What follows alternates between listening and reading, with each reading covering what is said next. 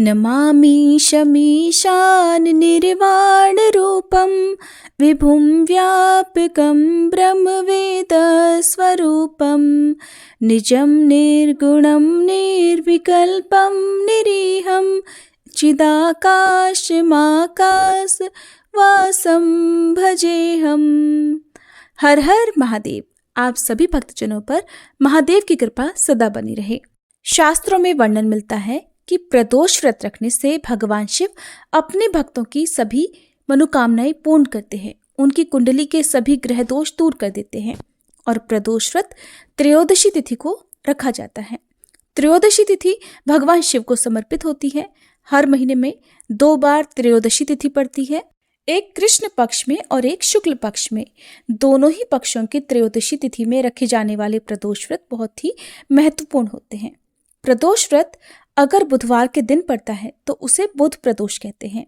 और बुध प्रदोष व्रत रखने से निसंतानों को संतान सुख मिलता है, जीवन के सभी संकट दूर होते हैं। और पुराणों में भी इस तिथि के व्रत को सभी प्रकार के सुख प्रदान करने वाला बताया गया है। और इस बार माघ महीने के शुक्ल पक्ष में आने वाला प्रदोष व्रत है 21 फरवरी बुधवार को। इस प्रकार से ये बुध प्रदोष व्रत रहेगा। बुध प्रदोष व्रत के दिन सुबह ब्रह्म मुहूर्त में उठकर स्नान और ध्यान करके सफेद वस्त्र धारण करे जाते हैं। इसके बाद हाथ में अक्षत रखकर अद्य अहम महादेवस्य कृपा प्राप्ते बुध प्रदोष व्रतम करिष्ये, इस प्रकार कहते हुए व्रत का संकल्प लेना चाहिए। इसके बाद आसपास के शिव मंदिर में जाकर भगवान शिव और शिवलिंग की, माता पार्वती की पूजा अर्चना करें। पूरे शिव परिवार की पूजा करें। पूरे दिन उपवास रखते हुए ओम नमः शिवाय मंत्र का जाप करते रहें। इसके बाद प्रदोष काल में एक बार फिर से स्नान करें। प्रदोष काल सूर्यास्त से 45 मिनट पहले और 45 मिनट बाद का समय होता है और इसी शुभ मुहूर्त में हर प्रदोष व्रत में पूजा की जाती है। ऐसी मान्यता है कि इस समय भगवान शिव देवी पार्वती के साथ बहुत ही आनंद की मुद्रा में होते हैं और इस समय अपने भक्तों की पुकार वो बहुत जल्दी सुन लेते हैं और उनकी मनोकामनाएं पूर्ण करते हैं। प्रदोष काल में आप शिवलिंग की पूजा जरूर करें। शिवलिंग का गंगा जल और गाय के दूध, दही, शहद जल आदि वस्तुओं से अभिषेक करें। फिर सफेद चंदन का लेप लगाएं। इसके बाद शिवलिंग पर बेलपत्र, भांग, धतूरा, शमी का पत्ता, सफेद पुष्प, मिठाई, वस्त्र, जनेऊ आदि अर्पित करें। धूप दीप जलाएं। फिर प्रदोष व्रत की कथा पढ़ें या सुने। शिव मंत्र का जाप करें। ओम नमः शिवाय मंत्र सबसे शक्तिशाली और चमत्कारी मंत्र होता है। आप इस मंत्र का जाप कर सकते हैं। महामृत्युंजय मंत्र का जाप आप कर सकते हैं। शिव चालीसा का पाठ करें। और आज के दिन आप भगवान शिव की कथाएं जरूर सुने। शिव महापुराण की कथाएं आप सुन सकते हैं।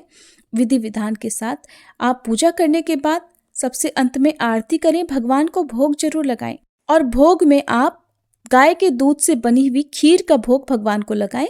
उसी को प्रसाद रूप में ग्रहण भी कर सकते हैं। भगवान शिव की पूजा में टूटे हुए चावल यानी अक्षत का प्रयोग नहीं किया जाता है। इस बात का आप ध्यान रखें। भगवान शिव को या शिवलिंग को हल्दी अर्पित नहीं की जाती है और न ही तुलसी पत्र अर्पित किए जाते हैं। आप शिवलिंग की आधी ही परिक्रमा करें। शिवलिंग की पूरी परिक्रमा भी नहीं की जाती है। विधि विधान से पूजा करने के बाद आप व्रत का पारणा प्रदोष काल में पूजा करने के बाद फिर कभी भी कर सकते हैं। जहां तक हो सके इस व्रत में आप नमक का त्याग करें। आप मीठे में खीर का या फलाहार का सेवन कर सकते हैं। इस बार का प्रदोष व्रत बहुत ही शुभ संयोगों में रखा जाएगा। तो अब जानिए प्रदोष काल के समय के बारे में और इस दिन रहने वाले शुभ मुहूर्तों के बारे में।